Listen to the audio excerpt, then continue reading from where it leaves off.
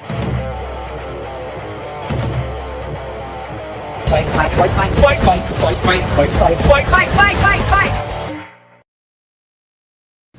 Hypocrisy.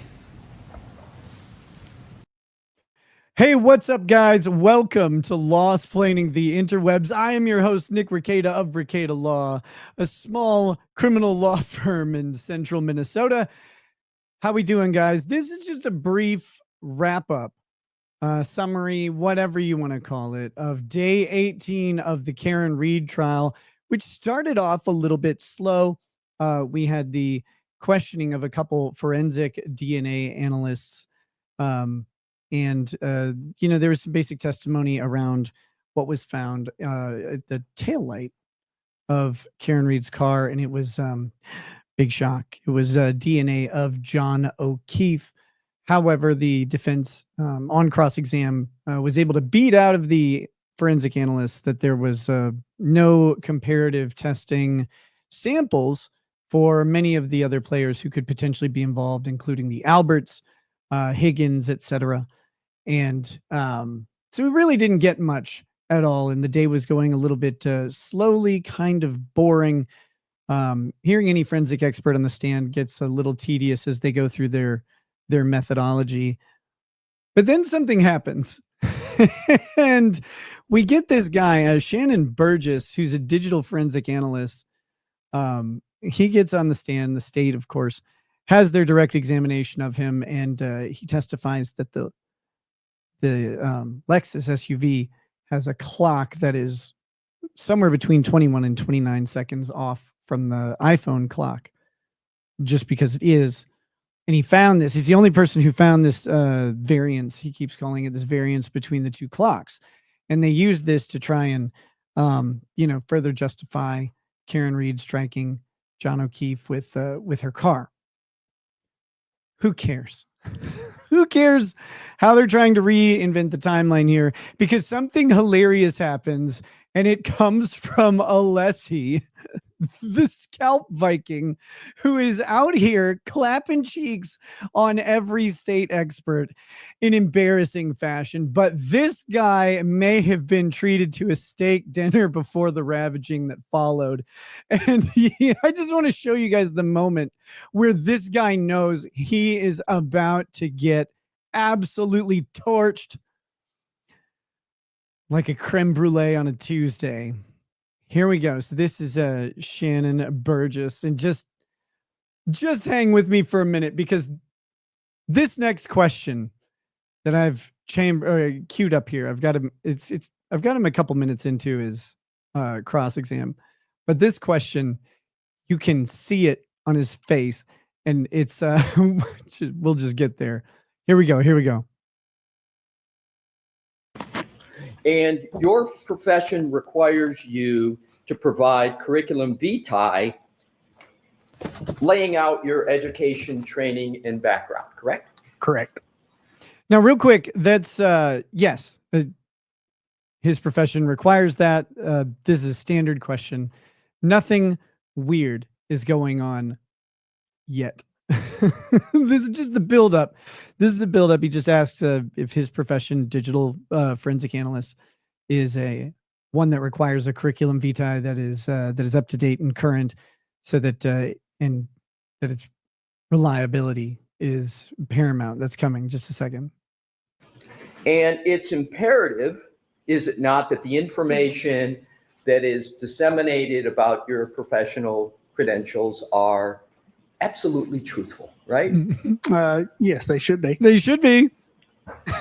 You say they should be. Let's continue on with that. Yeah, topic. let's talk about it. Let's talk about it. He knows. Understand what's meant by the term ethics. Watch these cheeks. Look at him swelling into redness. You could paint a hotel bathroom with all the blood flowing through this guy's face right now. Right, generally? Yes. And simple ethics mandate that one is truthful about their professional credentials, correct? Correct. Yep. And a fundamental credential is what type of college degree you hold, correct? Correct. Yeah. people rely on those credentials, and the credentials are the foundation of Not- your expert not good. opinions and analyses, correct? They can be. Yes. They can be, and they often are, correct? Yes, they can be depending on context.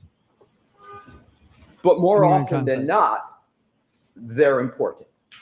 Yes. Again, depending on context. Yeah. You The know, answer is, of course, they're always important. The credentials of an expert who's going to testify are critical because those credentials are going to be challenged and they will be forced to defend them. And part of their defense is their education, training, and experience. So having an accurate representation of that education, training, and experience is critical to the credibility of the witness.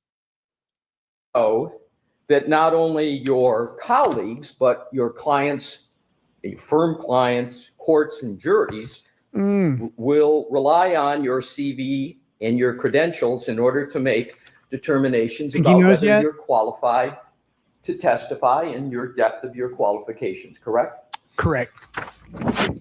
You provided the Commonwealth defense and the court Oh, with your CV in this case, correct? Correct. that emphasis and the court. You have an obligation to provide a truthful CV to the court. I mean, you may have some ethical obligations. You have a legal obligation to provide accurate statements to the best of your knowledge to the court. If I can have a moment, Your Honor, I will Yes. get my first exhibits. Get them out. This guy knows at this point what's coming. He is terrified. Yes.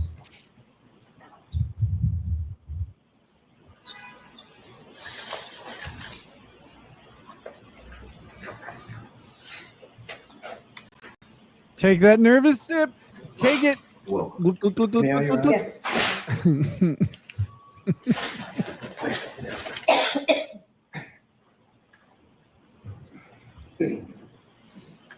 Your Honor, if I could have this marked as the next exhibit For identification? for identification at this point. Okay. Well, actually, I'm going to have it, I'm going to be eventually offering it into evidence, so Okay. they present it to the witness. So let's mark it for identification. Your CV is about to okay. go into evidence and is coming from us, the defense, and not from the state. Why is that? This guy's been an expert witness for 10 years. He's been through this before, but probably not like this. May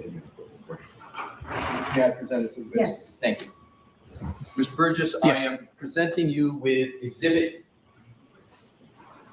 TT for identification. I was, thank you, Your Honor. I'm learning not to talk while I'm walking backwards so Madam Court Reporter can hear me. No one in that courtroom has So any I'm problems presenting you hearing you. with what is exhibit The loudest TT man for ever. identification. Do you recognize that document? Yes, I do. And what is that document? So this document appears to be my CV. May My I approach CV. further? Yes. Thank you. And is that CV a document that you have prepared? Yes, so that is a document that either I have prepared or the company Aperture has prepared. And is that a fair and accurate document? It appears to be. Your Honor, I offer that into evidence. So Any you lay an objection, Mr. Vernon? No, thank you. appropriate foundation of a document. And he's done it with a hostile And witness. if you could just, if Your Honor, if I had the witness. It's always hold on, I nice. have some Hold on, questions. let's let it mark Yes. first. Sure. Yep. It's nice when you're able to get a presumptively or presumably hostile witness to cooperate on the entrance of or laying the foundation of evidence. Thank you. Thank you. Welcome.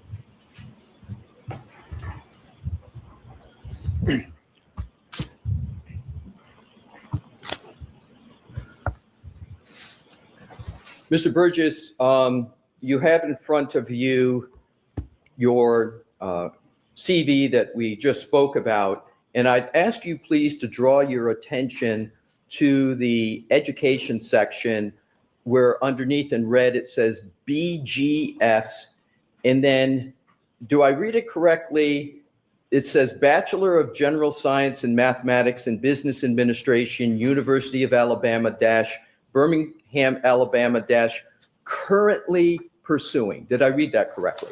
You did read that correctly. Thank you, sir. No. May I approach, Your Honor? Yes. Thank you. So what's just happened now is that this expert witness has been exposed as having not a bachelor's degree, but a pursuit of a bachelor's degree. I'm not going to show you the rest of this right here. That is the headshot that happens. Look at his face. Look at how downcast he is. He knows that he's got a long, long day ahead of him on the stand. And Alessi closed out the day, but was not finished with this man after another 2 hours. They would still be, or he would wrap up in about 2 hours from now for the day. But that doesn't mean that they've wrapped up the cross-examination, which will resume tomorrow as I'm recording this currently. If you want to watch it, you've got a couple options. Of course, you can go find it on any of the day 18 trial streams, including mine. Alternatively, I have another video coming as soon as the cross-examination is complete. I'll have a video of the entire cross-examination of this guy with, with all the breaks and pauses edited out. But that'll be coming out. It's just we've got some more cross-exam to go, so I haven't put the video out yet. I just wanted to give you this little preview. This is the headshot. Alessi, the expert sniper, is out here taking names and stacking bodies. And my goodness, this guy knows. He felt it right there. Because what goes on to happen, of course, is it turns out that in this CV, he represents that he's still pursuing his degree, which is fine and dandy as long as it's actually accurate. But in his other CVs, he doesn't.